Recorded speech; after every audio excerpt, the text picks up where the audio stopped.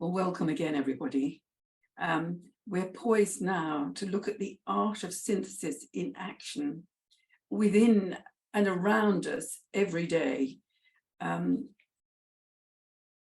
You will need a pen and paper, or pencil and paper, for this work that we're going to undertake together.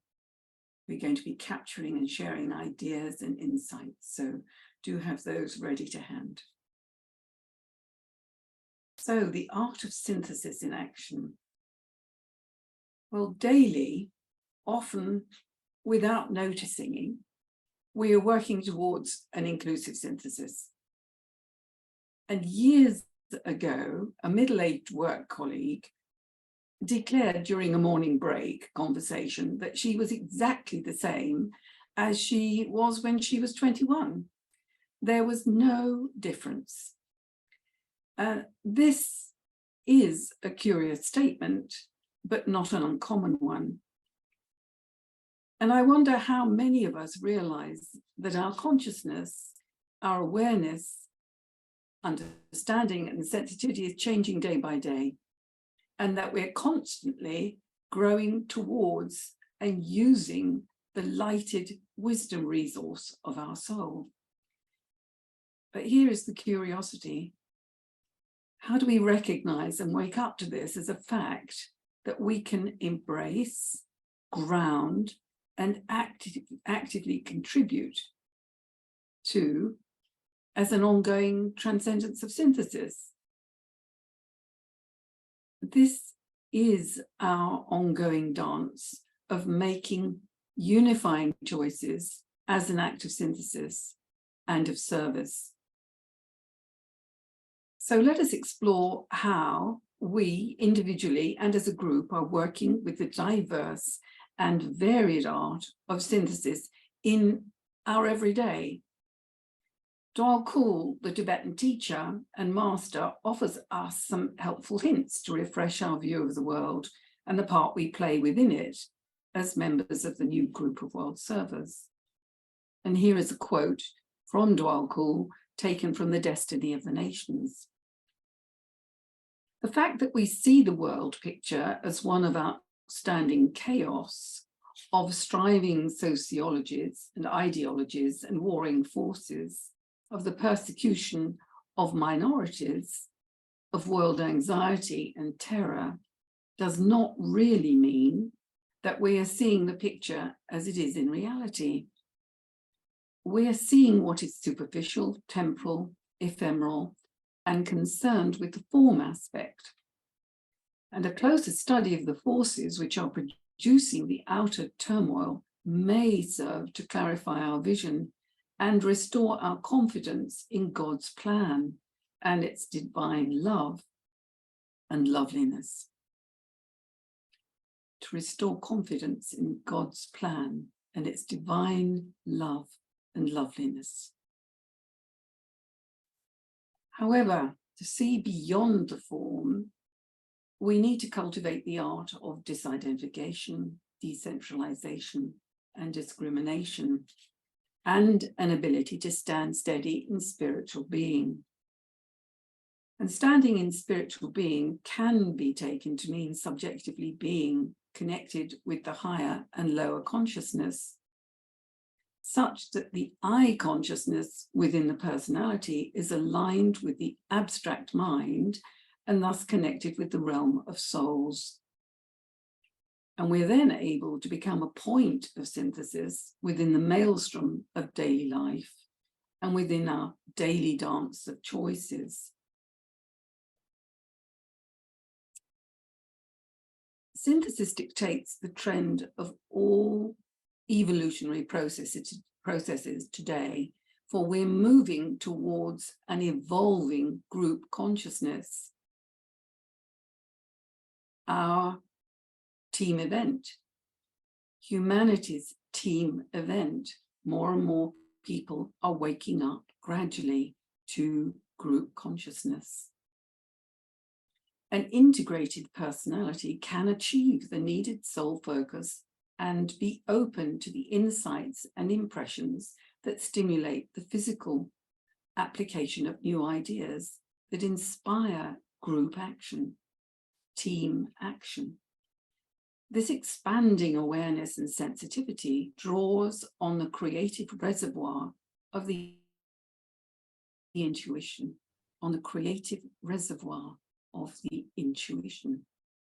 coming from the spiritual triad and infused with monadic fire, such that the individual and the group become the transmitters of ideas that inspire and bring them to action and their needed manifestation. And our modern life is a wonderful training ground to become synthesizing agents, because the law of synthesis determines the future, endorsing the goal, and is concerned with the life and livingness of the spirit aspect. So here's the question, here's the challenge daily.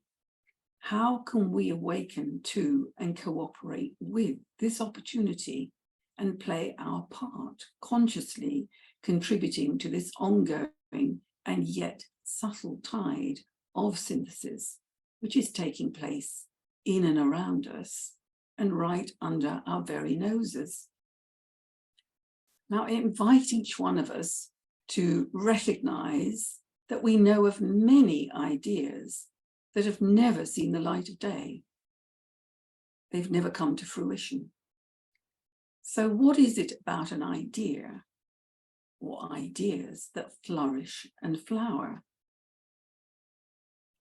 Well, ideas that flourish need to be closed in mental substance. They come initially from the formless fields of thought, and they percolate into our mental plane. And we have to work hard to give them definition in mental substance. And then these ideas, these mental templates, have to be motivated by the desire to act and manifest, thereby coming to life to meet the perceived need. For example, they come to life in conversations, as articles, or in our creative meditation. So the Agni Yoga teachings give us a list of the 7 stages, a map, if you like, indicators that enable us to see what an idea will need to flourish and thrive and serve the greater good. It comes in under the title, The Call to Action, and the 7 stages involved. And you can find it, this list of 7 qualities here, in the Leaves of Moya's Garden, Book 2, Illumination. Before we set off, I'd just like to tell us all, that each idea, every idea, is imbued with a quality. And the quality can be either sourced from the wisdom reservoir of the soul and infused with the wise will and intuition, or the quality can be initiated by the personality. It's a personality motivated idea. So if the quality of an action, an idea, requires a network of support, it is considered overall to be a personality response. And the Agni Yoga teachings invite us to consider this as a small action. If the quality of the action or idea resonates with the initiating soul-infused idea, it sets up its own attractive momentum. It potentially and potentiates, incentivizes and inspires not only the person who's received the idea, but others who are influenced by it. It becomes a magnet, if you like. So another quality of a successful action is it unexpectedly astounds the minds of others and stimulates them to creative action too. The quality of a soul-inspired action is also elusive and expansive as it diversifies and spreads through a growing network of recognition and support, for example, through the group of world servers. And spreading in this way protects it from destructive acts. Just like to emphasize that if it's a soul-inspired quality, it is also elusive and expansive, and it diversifies and spreads. And we're on the lookout for something that diversifies and spreads and serves the common good. Another quality of an action is its convincingness. It is infused with an energy that harnesses the will of higher thinking and creative ideas in the ready service of the perceived need. The perceived need being the initiating stimulus. The quality of a successful action is also its unchanging lawfulness, which is in harmony with the evolution of consciousness of the whole.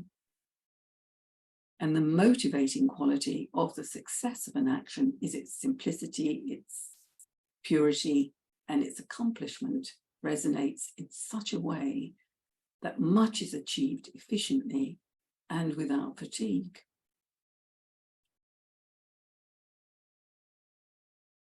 So I have for us an experiential exercise too, in fact, if we have time. And I would like us to, in a moment, watch a small video. I think it's about 3.5 minutes. It did feature on a main news bulletin, very small part of a main news bulletin, and I never saw it again. So it was a fleeting revelation of something that I took note of. And so I'm going to share it with you, and I invite you to have a look at this, and as you watch it, take note of any reactions you might have to it, any personality reactions like physical, emotional, or any thoughts that come to mind. And as you watch it, I'd like you to consider which of the 7 stages as set out in the handout that you're going to be using as a reference are actually active in this exemplar that we're going to look at. And after we've seen the video and you've made your notes, we're going to be sent off into breakout rooms where you'll meet with a small group of others. And I'd like to invite you to share your observations and considerations, because in this way, we will be developing the art of recognizing soul-infused ideas or not coming into action and in the service of humanity. And I'd like you, please, if you are able to select a spokesperson who will be willing to give some feedback on the ideas that you've come up with. So here's our first exercise in seeing whether these 7 stages in the call to action that we're about to watch are active in the field. Thank you, Mighty. Can we see the video now? My name is Lefteris Arapakis, and I am the co-founder and director of Enalia, a social organization with a vision to make our seas sustainable. Enalia started back in 2017 as the first school for professional fishing in Greece.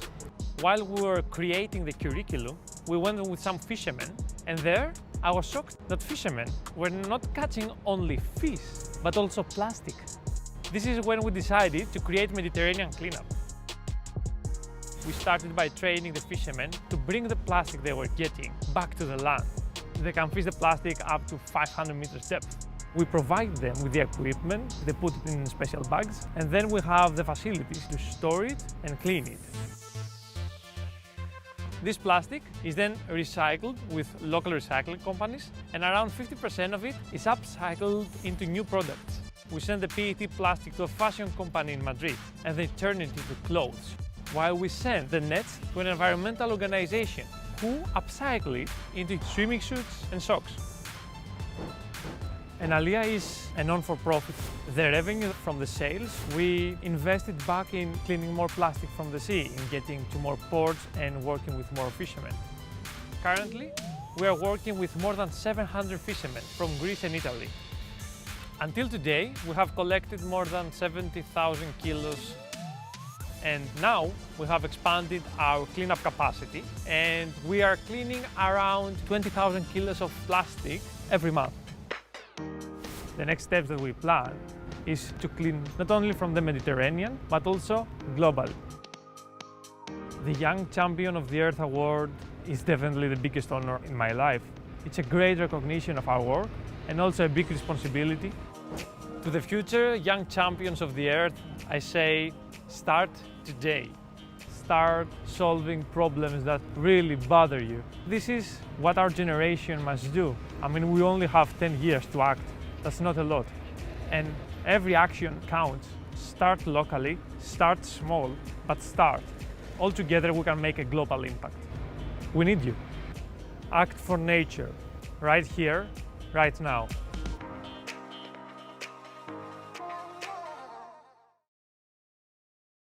Okay, yes, I know, it's lovely, isn't it? So we are going now to go into our breakout rooms and we're going to share our ideas, and you have 15 minutes to talk it through and really see whether these 7 stages are working. Every time you share and you listen, you're actually learning and training yourselves to be the backup team to these people out in the field. So when you're ready, we will disperse into our breakout rooms. You have 15 minutes. Be sure to get a spokesperson. We want to hear those good ideas. Okay, thanks, Maite. Let's do the breakout rooms.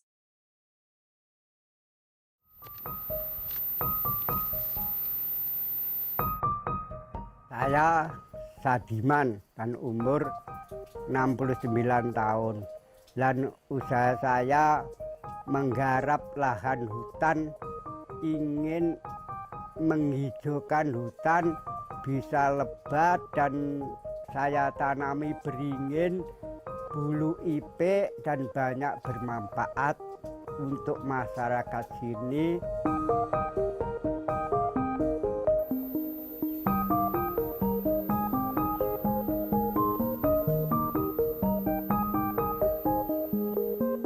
Awal-awal itu Mas, gunung itu udah kebakaran Mas, terus airnya mati, terus saya mempunyai greget itu karena tidak saya tanam beringin. Daerah ini daerah gersang itu loh Mas.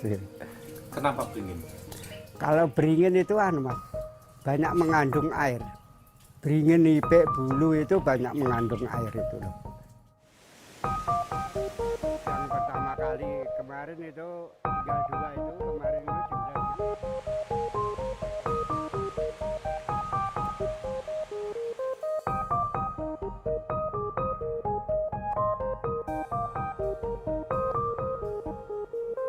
Ingin membesarkan air terutama. Terus kedua, orang hidup membutuhkan udara bersih Mas. Benar air ya itu. Terus membutuhkan orang hidup membutuhkan udara bersih untuk paru-paru dunia. Dan ketiganya untuk teranggulangan bencana alam. Itu akarnya sangat panjang.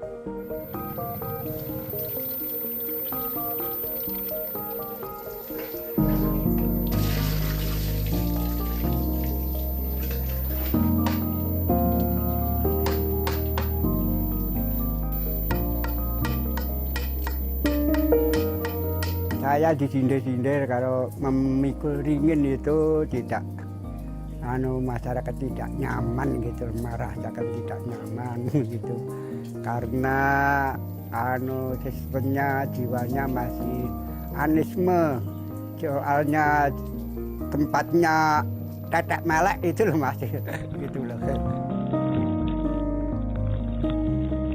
Dulunya dianggap orang gila, ini punya kambing ditukerin bibit ringin, itu kan dianggap masyarakat orang gila. Tapi ya hasilnya sekarang mendapatkan air buat mencukupi berapa desa.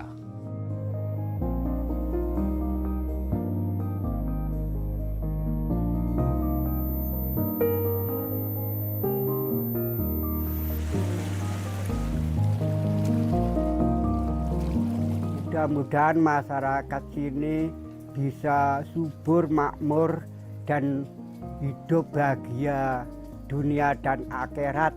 Dan jangan sekali-kali membakar hutan.